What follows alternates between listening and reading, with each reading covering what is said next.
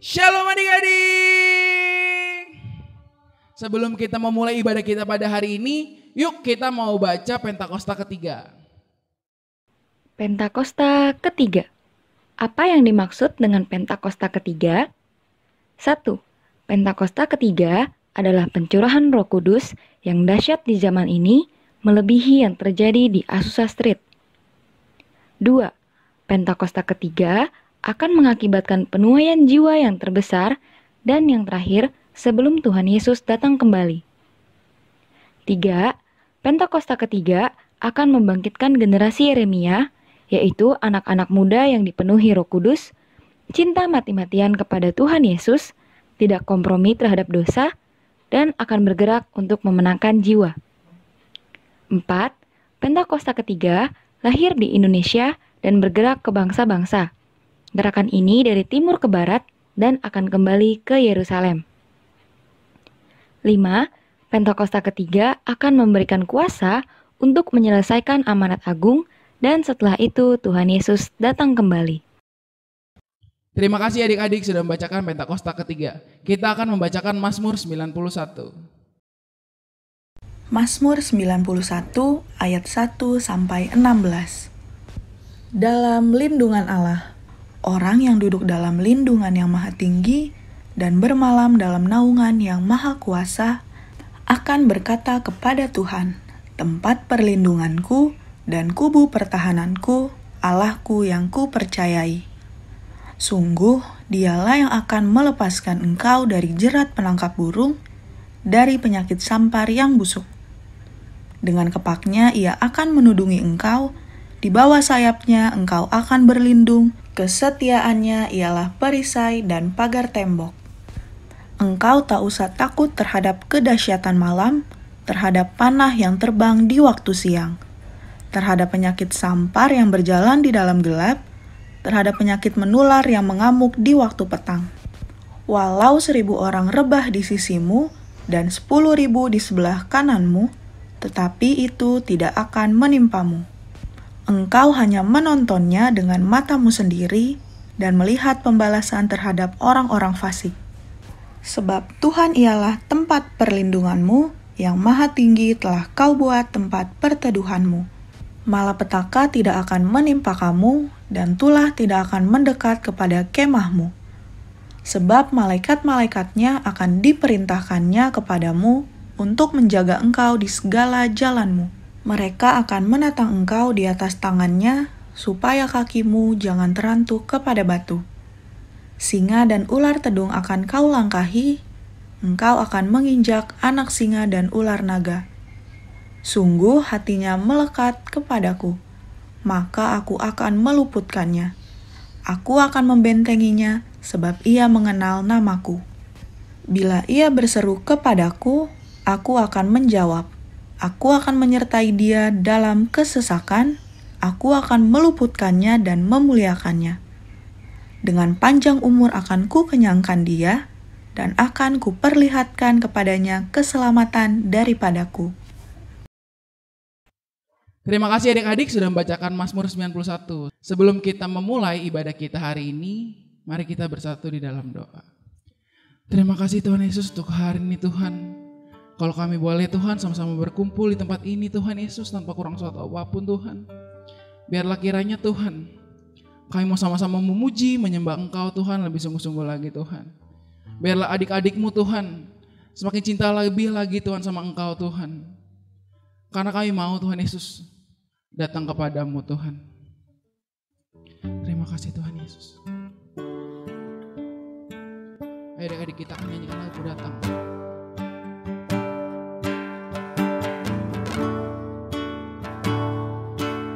Atas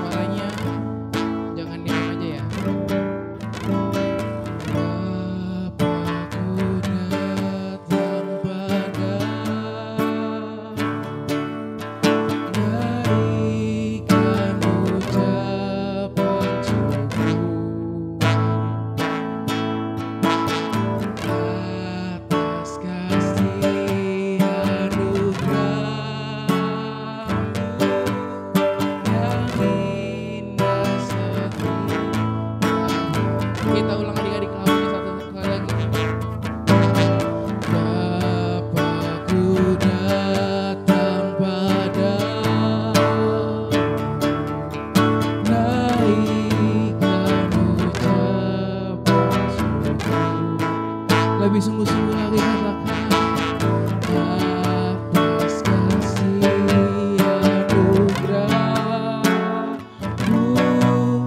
yang indah setia. Katakan pagi hari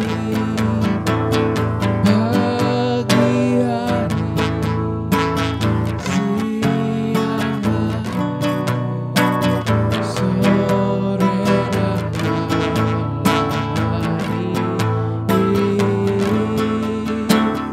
tak hentinya mengucap syukur atas kebaikan. Ayo adik-adik, kita akan ulang lagi dengan sungguh-sungguh, katakan Bapakku datang.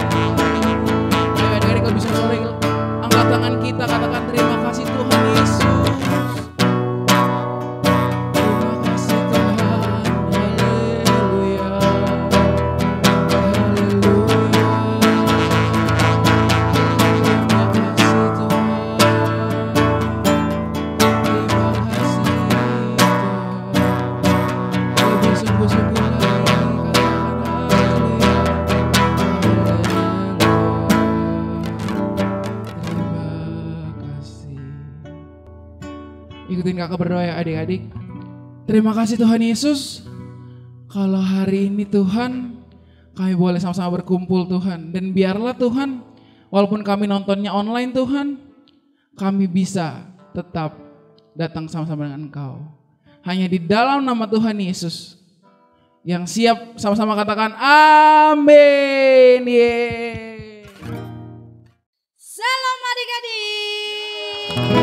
Nah, kita akan memuji Tuhan. Adik-adik semuanya bangkit berdiri. Kita akan bersama-sama memuji nama Tuhan. Kita naikkan pujian dari terbit matahari. Pakai gerakan ya adik-adik ya.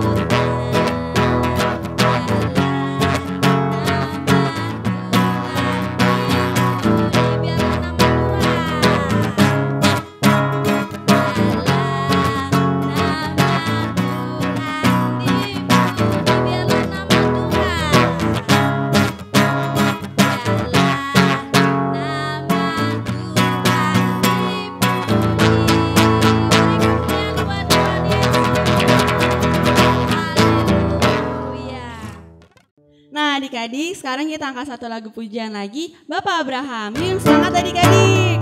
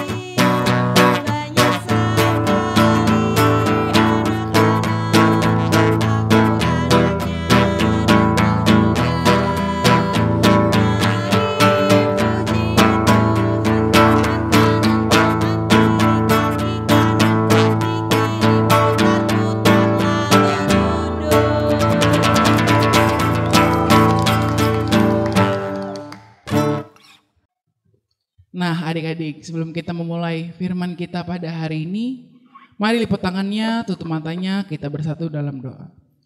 Terima kasih Tuhan Yesus, kalau kami boleh Tuhan hari ini Tuhan, sama-sama memuji, menyembah Engkau Tuhan Yesus. Dan sekarang Tuhan Yesus, kami akan mendengarkan sedikit dari firman-Mu Tuhan. Kau berkati kakak yang akan membawakan firman Tuhan. Terima kasih Tuhan Yesus, biarlah kami duduk diam Tuhan, mendengarkan firman-Mu Tuhan dengan baik. Hanya di dalam nama-Mu kami mengucap syukur. Haleluya. Amin. Shalom adik-adik. Jadi hari ini kakak bakal ngebahas tentang Nehemia. Siapa tadi namanya? Nehemia dan pembangunan untuk tembok di Yerusalem adik-adik. Jadi kitab ini diambil dari namanya tadi sendiri. Namanya siapa? Nehemia. Nah kitab ini diambil dari Nehemia. Pasal yang pertama sampai habis adik-adik. Kita akan mulai ceritanya. Jadi pada waktu itu bangsa Israel tinggal di negara asing adik-adik. Namanya bangsa Persia. Apa namanya? Bangsa Persia. Nah jadi pada waktu itu kalau kalian tahu ceritanya, orang-orang Israel ini ngelakuin dosa adik-adik. Dia ngelakuin dosa, Tuhan akhirnya marah adik-adik karena mereka gak mau minta ampun. Sampai lama banget mereka ngelakuin dosa. Akhirnya mereka gak minta ampun. Terus akhirnya Tuhan marah adik-adik. Tuhan marah sampai akhirnya Tuhan gak mau ngelindungin lagi bangsa Israel adik-adik. Dan pada saat itu tepat akhirnya Persia itu, bangsa Persia menjajah bangsa Israel. Dia perang sampai akhirnya bangsa Israel kalah adik-adik. Dan semuanya runtuh adik-adik. Tahu runtuh gak? Hancur berkeping-keping. Jadi temboknya runtuh, terus bangunan-bangunan kayak kota itunya udah hancur semua adik-adik. Ketika udah hancur, beberapa orang, sebagian orang dari bangsa Israel ini diangkat sebagai budak oleh bangsa Persia dan mereka kembali mengambil harta dan segala macamnya. Budak itu adalah kayak pembantu, pelayan adik-adik. Nah jadi ada satu anak muda namanya adalah Nehemia. Tadi siapa namanya? Nehemia. Nehemia ini adalah seorang budak yang diambil oleh bangsa Persia dari bangsa Israel tadi adik-adik ketika dia menjajah. Nah si Nehemia ini kerjanya apa tuh kak? Nah Nehemia ini kerjaannya ketika udah diambil oleh bangsa Persia itu sebagai penyaji makanan, sebagai waiter, sebagai pelayan, sebagai apa? Pelayan. Nah tugasnya untuk apa sih? Untuk nganterin makanan, untuk kayak ngecek makanannya kira-kira diracunin apa enggak, masih sehat apa enggak, kadaluarsa apa enggak, masih seger apa enggak, dan semuanya adik-adik. Itu yang dilakukan oleh Nehemia adik-adik. Karena pada waktu itu raja itu pasti kayak dicari buat dibunuh, dan salah satunya itu lewat makanan, takutnya diracunin adik-adik. Nah jadi setelah itu kita udah tahu nih Nehemia ini adalah seorang waiters. Ketika itu akhirnya dia mendengar sebuah kabar adik-adik bahwasannya ternyata beberapa orang Israel yang tadi dijajah itu masih hidup adik-adik, dan mereka tinggal di reruntuhan kota Yerusalem yang tadinya dijajah oleh bangsa Persia. Akhirnya Nabi Nehemia merasa sedih adik-adik. Dia sedih. Terus dia berdoa sama Tuhan. Dia berdoa untuk Yerusalem supaya mereka semua dapat tinggal hidup yang layak adik-adik. Karena kenapa kakak bilang begitu? Coba kalian pikir. Kalau kalian tinggal di jalanan, gak ada rumah, kira-kira enak gak adik-adik? Gak enak kan? Pasti dingin, pasti takut karena gak dilindungi apapun. Ketika hujan kena hujan, ketika ada es kena es dingin. Apalagi kalau es kan, bener gak sih? Nah akhirnya Nehemia di situ pada waktu itu juga sedih adik-adik. Dia takut bangsanya kenapa-napa yang tinggal di sana. Sampai akhirnya dia sedih, dia bingung, dan dia akhirnya kayak pucat adik-adik mukanya. Sampai satu ketika dia ketemu sama raja bangsa Persia. Raja itu ngomong kayak gini adik-adik. Nehemia, ada apa dengan kau? Karena Nabi si Nehemia ini tuh kayak orang ceria adik-adik. Tiba-tiba raja ngeliat kok dia pucat. Terus katanya rajanya, apakah kau sakit Nehemia? Atau ada sesuatu yang mengganggu pikiranmu? Karena Nehemia pikir kayaknya cuma bisa dibantu oleh raja adik-adik. Dia dengan cepat ngomong gini. Oh raja, aku sedih karena banyak pikiran yang ada di dalam pikirannya adik-adik. Dan kata raja apa yang bisa dia bantu. Dan akhirnya diceritain kalau misalnya ada orang-orang yang dari sukunya, dari tanah kelahiran ayahnya itu masih tinggal di reruntuhan itu. Dan sampai akhirnya dia bilang dia pengen ngebangun kembali apa? Ngebangun kembali kota Yerusalem, tembok-tembok Yerusalem adik-adik. Dan sampai suatu ketika rajanya itu mau ngebantu adik-adik. Pengen ngebantu si Nehemia ini untuk ngebuat kembali kota Yerusalem. Dan Nehemia bilang ke rajanya supaya minta tolong supaya dibawain material-material yang dibutuhkan untuk membangun tembok di Yerusalem adik-adik. Dan rajanya juga setuju buat kasih surat untuk ngebantu, surat jalan istilahnya adik-adik, buat ngebantu mereka bisa sampai dengan Yerusalem tanpa kekurangan satu apapun adik-adik. Karena pada waktu itu pasti ketika dari Persia ke Yerusalem itu jaraknya lumayan jauh adik-adik, dan pasti ngelewatin kota-kota yang lain. Dan ketika kalian nggak punya kayak surat jalan gitu, kalian nggak bisa lewat biasanya ke kota-kota. Dan sampai ke satu ketika akhirnya dimulailah adik-adik perjalanan Nehemia kembali ke Yerusalem. Dia bawa banyak teman-temannya, dia bawa di jalan, dan jalan itu benar-benar berbahaya adik-adik. Banyak ancaman-ancaman, mungkin karena dia ngelewatin hutan, dia ngelewatin sungai, dia lewatin lautan. Ya mungkin kelihatannya kayaknya susah ya kayak ngelewatin, karena pada waktu itu belum ada pesawat, belum ada mobil. Sampai suatu ketika dia udah sampai, akhirnya dia ngelihat adik-adik Yerusalem yang udah hancur dan sisa runtuh-runtuhannya aja adik-adik. Kira-kira ketika kalian ngeliat rumah kalian tiba-tiba hancur, pasti sedih dong, bener gak sih? Kayak tiba-tiba nggak ada atapnya, nggak ada temboknya semua hancur. Dan akhirnya di situ Nehemia juga sedih. Dan setelah sedih, dia kumpulin teman-temannya lagi, dia bangun adik-adik tembok Yerusalem. Dia buat tembok. Nah, ketika dia buat itu, ada aja adik-adik yang pengen supaya digagalin tuh rencana si Nehemia. Kenapa? Karena negara-negara atau bangsa-bangsa lain itu mereka nggak suka adik-adik. Ketika negara ada yang bangkit kembali, pasti akan menjadi ancaman untuk mereka.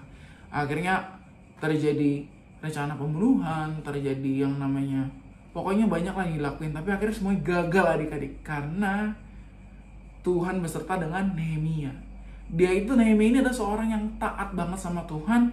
Dia punya hubungan sama Tuhan, dia berdoa, dan dia punya hubungan lah, kayak ngomong sama Tuhan segala macam halnya. Kira-kira di sini siapa yang udah nggak baca Alkitab lagi nih, atau nggak berdoa sama Tuhan? Makan berdoa nggak? Makan pasti berdoa dong. Sebelum tidur berdoa nggak? Tapi siapa yang di sini baca Alkitab? Soalnya aku sering denger nih ada yang bilang, Kak aku males baca Alkitab, capek, mending tidur atau main yang lain. Nggak boleh ya, tetap harus baca Alkitab yang didahulukan adik-adik. Nah setelah itu akhirnya Nehemia buat segala macam halnya, dan dia taruh bata demi bata buat ngebuat tembok. Sampai satu ketika bata yang terakhir ditaruh di temboknya adik-adik, dan mereka bersuka cita adik-adik, dan mereka akhirnya merayakan itu dengan tarian, dengan nyanyi-nyanyian, dan mereka bersorak-sorai adik-adik. Nah di sini kakak mau bilang adik-adik, Ketika Tuhan udah menyuruh Nehemia pada waktu itu, karena Nehemia punya hati seperti Bapa, seperti Tuhan, yang dia sedih ketika ngeliat bangsanya dihancur, ketika dia melihat teman-temannya gak punya tempat tinggal dan segala macamnya, tapi dia mau berkorban. Coba adik-adik pikir, kira-kira ketika dia ngelakuin hal tersebut dibayar gak? Dia gak dibayar adik-adik.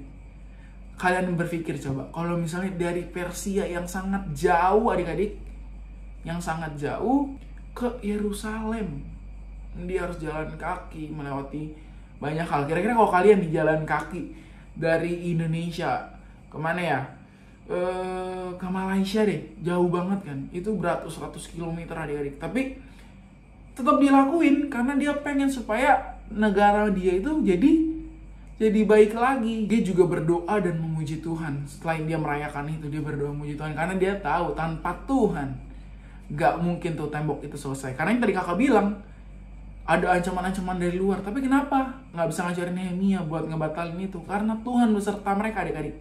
Ketika Tuhan bilang pasti terjadi, itu pasti terjadi, dan gak ada yang bisa menghalangi siapapun, manusia siapapun atau iblis manapun adik-adik.